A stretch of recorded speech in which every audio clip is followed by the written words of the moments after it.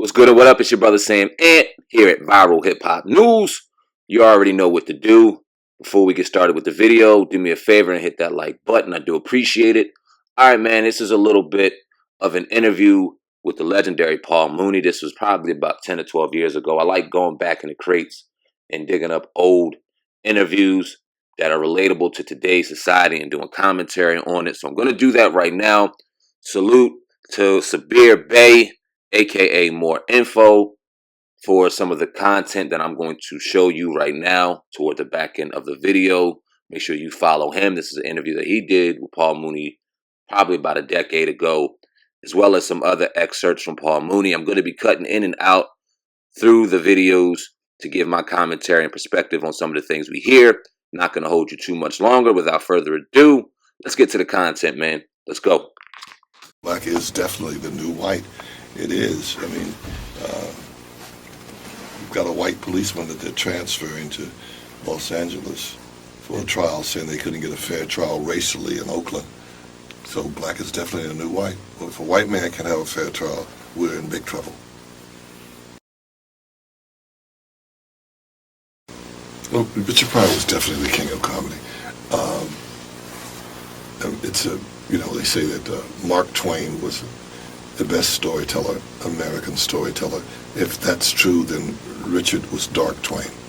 That super genius thing. It's just, everyone that I've ever known. I don't do drugs. I never did drugs. And from Jimi Hendrix to what's the little white girl, the Mercedes-Benz girl? What's her name? Yeah, Janis Joplin. All of them. And the drug thing seems to be a part of it. It seems to be the yin and the yang. It seems to be a price on it. It seems to be something some contract you sign with the devil. All right, I'm going to stop the action right there real quick just to give my commentary on what we just heard. First off, black is the new white. Now, this was around the time that Obama was elected president. We started seeing a little bit of a shift, or so we thought we seen a shift, where black Americans in America were going to start beginning to see a fair shake.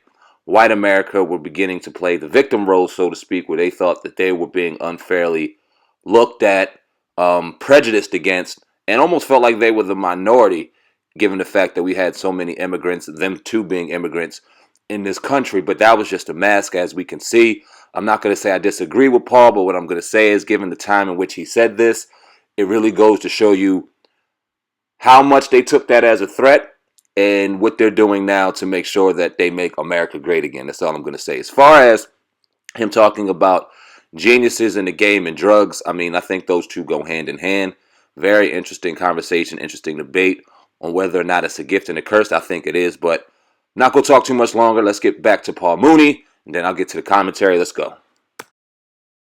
On Marvin's last tour, I call it the Death Tour, I was opening for him when he went out of here, and he was on those drugs, and it was wild.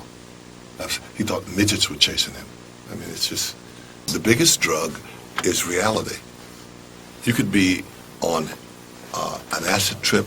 You could be high off marijuana. You get up on that building and jump off. Reality, that drug is there. You fall off, you're going to be dead. That's the first biggest drug, reality. And life's the second one. There's no escaping it. Even in death, you don't escape it.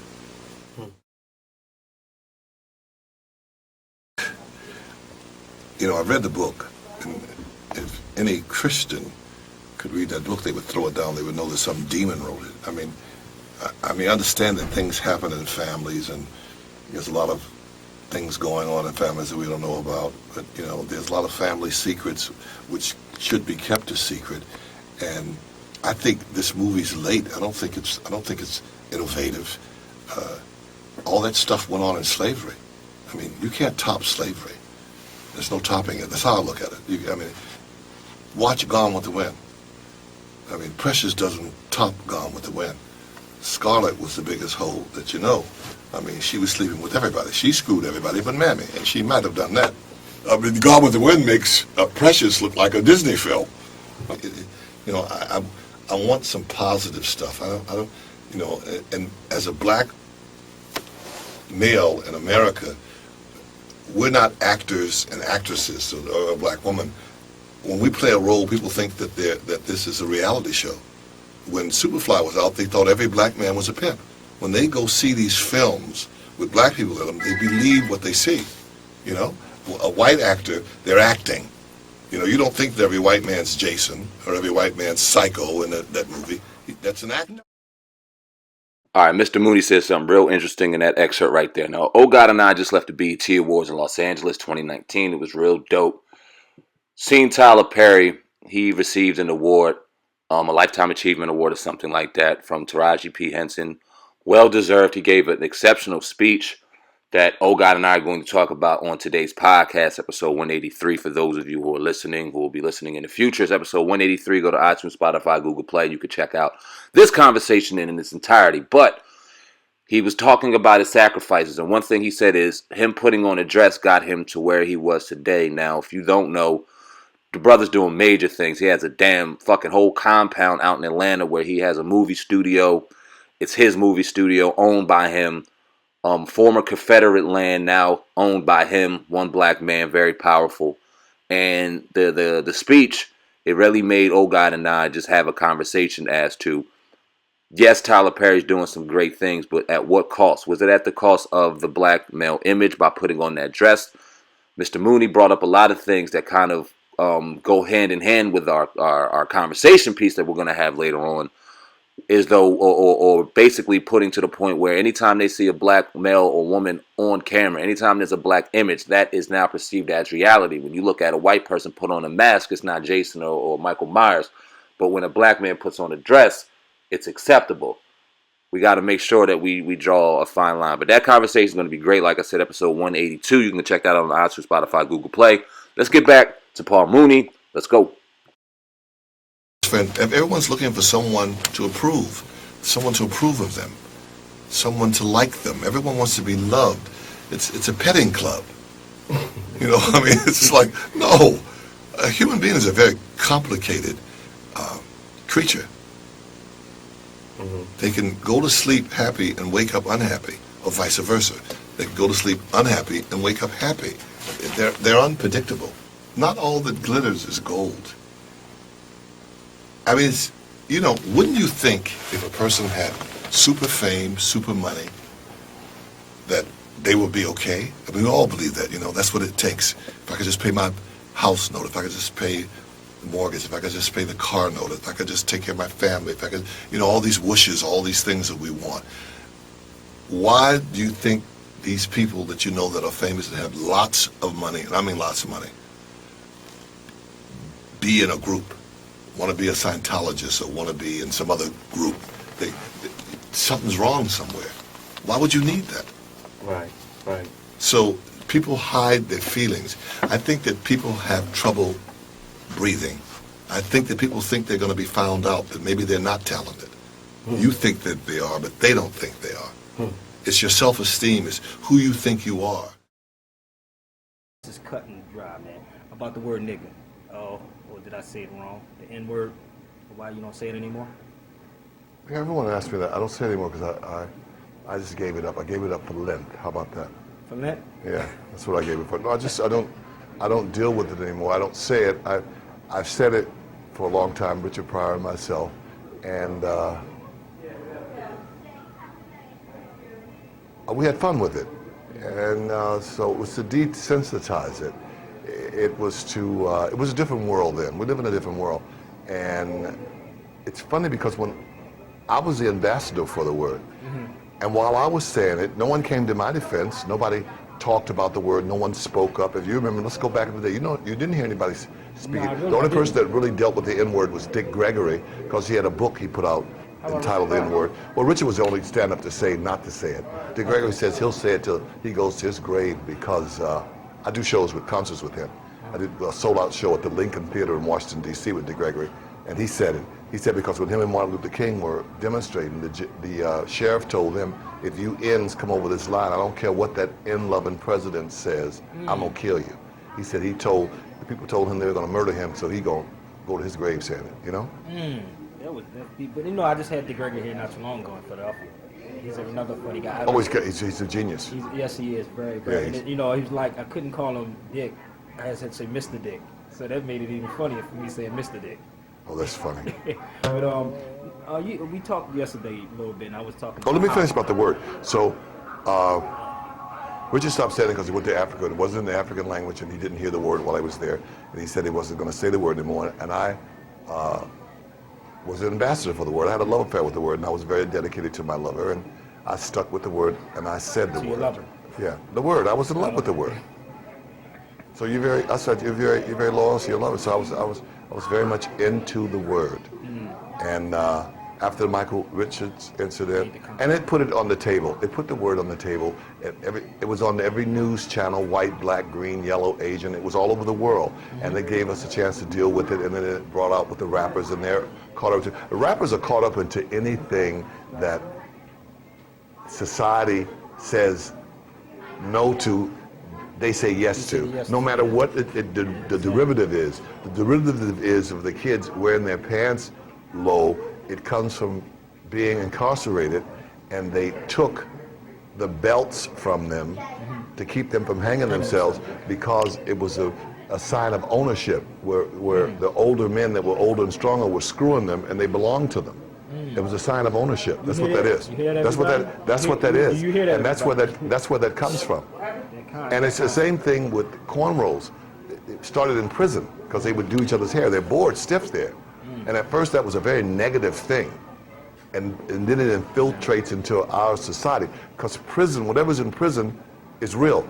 See, in prison, people have to be real with their attitudes. But on the outside, they can hide their situations, how they feel. But in there, they have to be realistic about it.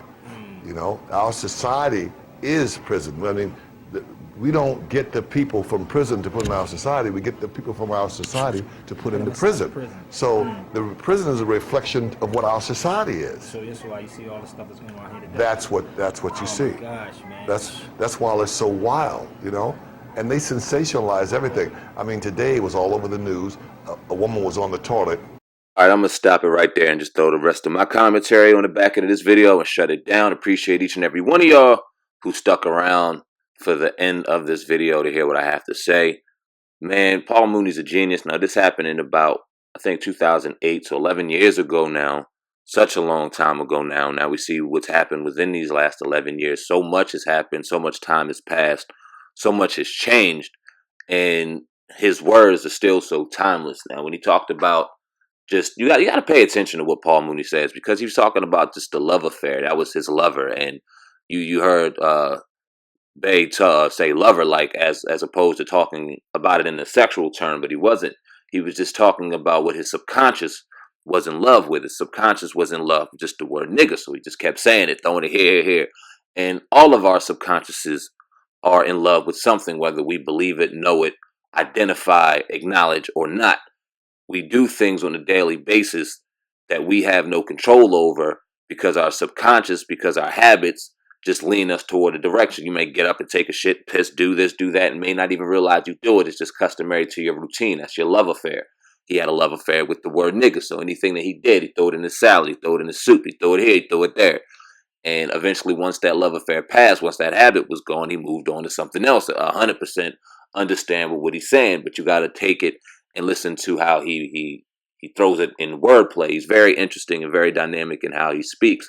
Another thing very interesting is he talked about rappers and how they kind of they go toward fads, but they go toward anti-fads, and we see that now in today's society. Obviously, with the quote unquote clout chasing, motherfuckers just looking for attention is what that all that is. And we see the demand and the thirst and the lust for it in 2019.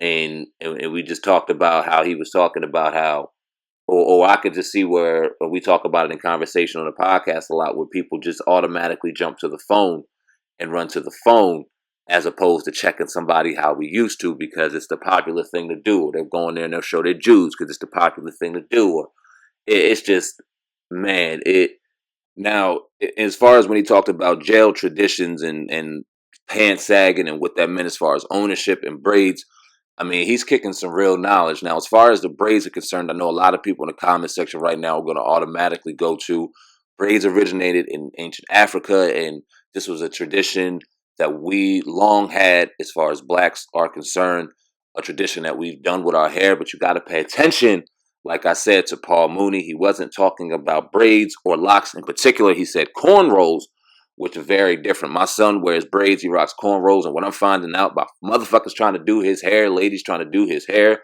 is some can do braids and some can do cornrows, and that shit is very different and takes a very different style of person. So I'm assuming, y'all can correct me if I'm wrong, I'm thinking he's talking about cornrows in particular, not your traditional braid or lock. That's just my opinion. I know a lot of people right now in the comment section are going to go in on what they heard about the braids and cornrows in particular. I already know my people at Viral Hip Hop News. I know it's coming. That's just me kind of giving perspective of what I think he meant by it. But y'all take it what you will and leave that comment in the comment section right. You can really just see how Paul Mooney has a firm grasp on reality, a firm grasp on society. No matter what you think of him or not, he's very, very deep thinker, and his knowledge is timeless. And you can see it even in some of these older videos, whether they be a decade old or a day old, they still have relevance in whatever society you may live in, whether it be today, tomorrow, next 10 years, or 20 years ago.